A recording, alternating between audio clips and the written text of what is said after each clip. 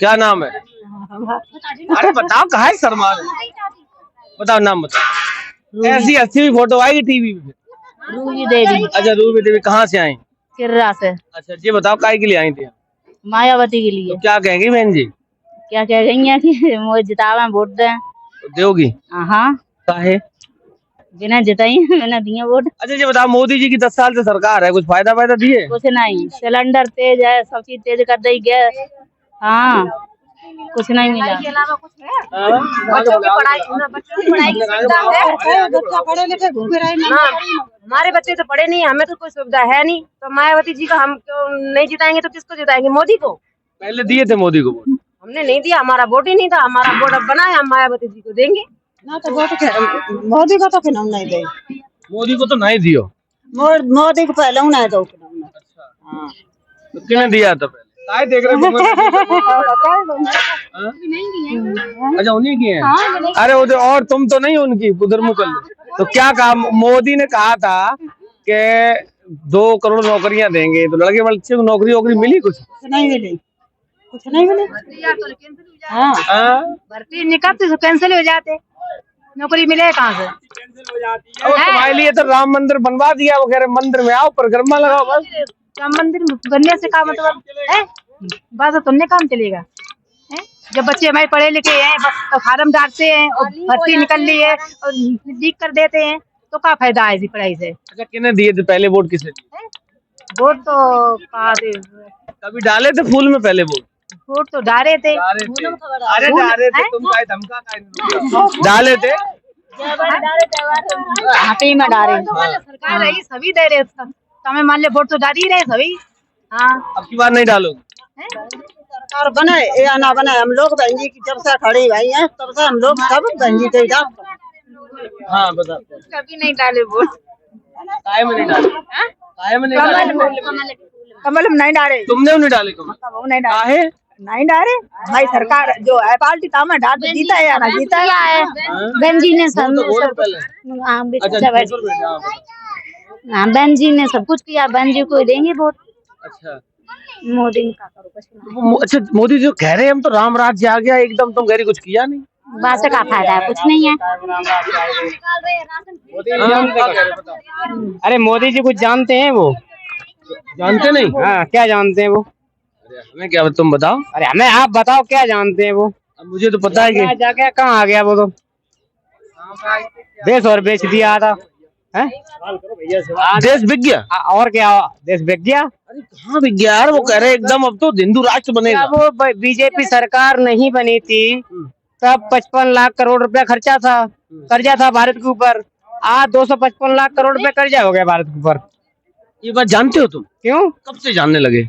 अरे भाई हम भी शिक्षित है ना, हम भी शिक्षित है, और मीडिया वाले खुद बताते इस चीज को। हाँ भाई। अच्छा एक बात बताओ, ये महिलाएं जो है ये नहीं जानती इस बात को, इनको कौन बताएगा? महिलाएं ऐसा है, देखो आप, महिलाएं इतनी शिक्षित नहीं होती हैं, ठीक है, और जो बाहर इंसान रहता है पढ़ा लिखा है वो हर चीज को जानता है कि हाँ कैसे क्या सरकार चल रही है, कैसे नहीं चल रही है, हर इंसान जानता है इस चीज को। महिलाएं घरे वो होम वाइफ होती है, वो हाउस वाइफ होती है, ठीक है, वो तो अपने घरेलू काम से फ्री नहीं हो पाती हैं। और जो आदमी है वो आदमी तो बाहर घूम के रहता है। इस बार क्या करेंगे? है? इस बार क्या करेंगे? इस बार क्या करेंगे? मेरा तो सिद्धांत यही है, हमारी बहन जी को वोट जाएगा बस। पहले दिया था कभी मोदी को? मेरा हर बार जाता है। मोदी को दिया? मोदी को नहीं दिया मैंने, कभी भी नहीं दिया। मेरा किसी पार्टी के लिए वोट जाता ही नहीं है, बीजेपी सिर्फ बसपा के अलावा मेरा किसी पार्टी के लिए वोट नहीं जाता है। इधर और भी बहुत सारे लोग बैठे हैं पीछे, इनसे भी बात कर ही लेता हूँ। क्या नाम है?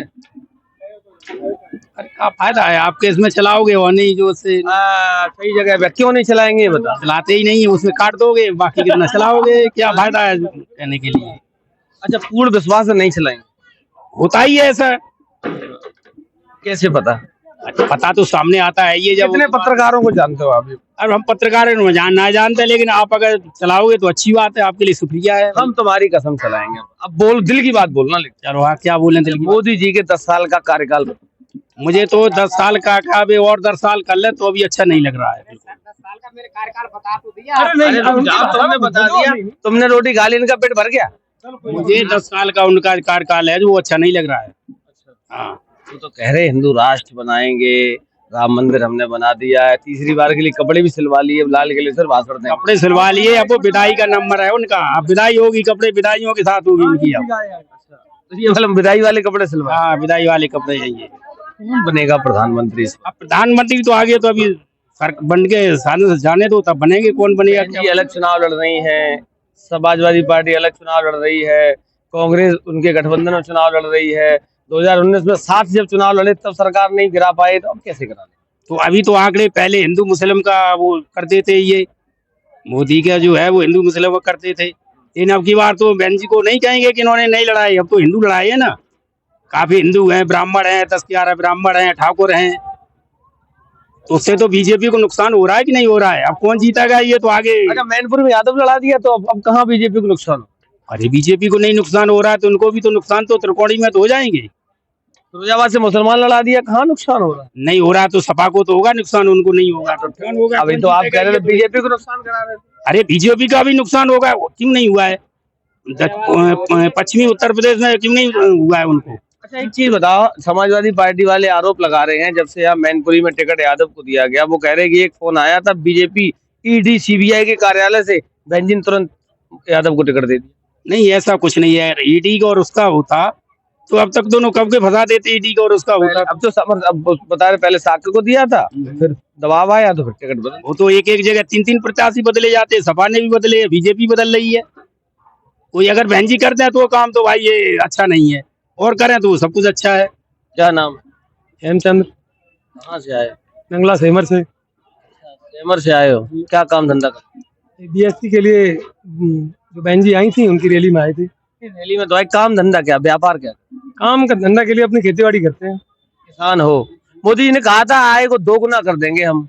आय को दोगुना कर दिया मोदी पर, अभी भी मेरे 15 लाख रुपए बकाया हैं।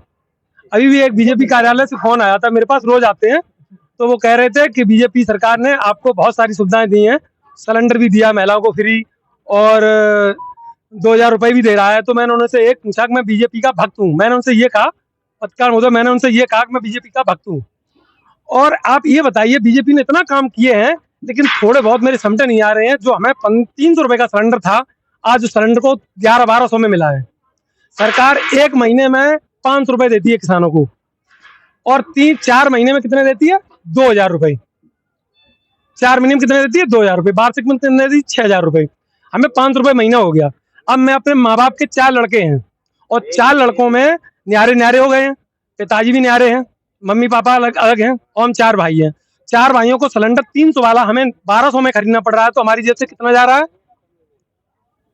जब 300 वाला सिलेंडर या 400 वाला सिलेंडर 1200 में खरीदा, 800 मेरी जेब से जा रहा है। ऐसी बात कर, राष्ट्र हित में, देश हित में, राम मंदिर के हित में इतना नहीं करना। राष्ट्र हित में तो देखो, इस समय इस सीजन बाजरा का चल रहा है, सर्दियां चल रही हैं, बाजरा का सीजन चल रहा है, तो मोदी जी बाजरा दे रहे हैं। मोदी जी यही भूल गए हैं कि इंसानों का सीजन का खाना क्या होता है। मोदी जी यही भूल गए हैं। मोदी का बाबा जो योगी जी हैं, उनका ये दिमाग से हट गया है कि हो सकता है कि गर्मियों में ये बाजरा देंगे और सर्दियों में शायद कोई ठंडी चीज और कोई हो उसे भी दे सकते हैं। अरे तो तुम्हें एक बात पूरी सुन लीजिए पत्रकार महोदय जी, तो 500 रुपए प्रति महीने के हिसाब से वो देते हैं। अब हमारा 800 रुपए मेरी जेब से जा रहा है। अब मैं 4 भाई हैं, तो प्रति महीने में 400 वाला सिलेंडर अगर 1200 में खरीदेंगे तो 800 रुपए एक व्यक्ति के घर से गए। मैं 4 भाई हूँ, तो 8 चौकू 3200 रुपए मेरे एक परिवार से गए हुए। प्लस माँ बाप भी अगर लेंगे तो उन्हें भी एक सिलेंडर चाहिए। मैं आपकी बात, मेरी बात मत काटिए प्लीज। तो 8 पंजे 40, 4000 रुपए मेरी जेब से गया। अब मेरे पिताजी को मिल कितना रहा? केवल 500 रुपए महीने, क्योंकि पिताजी के नाम जमीन है। अब हम लोग तो हम बच्चेदार हैं, तो हम लोगों के पास पता नहीं मोदी जी डायरेक्ट अकाउंट में भेजते हैं, पता नहीं। हम आपकी बात खत्म है। दूसरी चीज नहीं खत्म नहीं हुई है। मैं 2010 में प्रेरक में लगा था, 1 लाख रुपया मेरा अभी भी बकाया है। 2000 रुपए प्रति मंथ पे काम किया था मैंने। पैसे वाले 15 लाख मोदी पकाया, 1 लाख किस पे? अब मोदी जी ने जो मैंने वोट दिया था, मोदी ने कहा था मैं हर व्यक्ति के खाते में 15 लाख खाते में डालूंगा। अरे तुमने सुना नहीं था? आंख भी तुम्हारी थी उन्होंने। क्या नहीं किया? आंख भी तुम्हारी थी, तुम हकीकत समझ गए। अब मुझे ये तो नहीं मालूम कि हर शब्द के लिए तो हो सकता है वोट मांगने के लिए भी आंख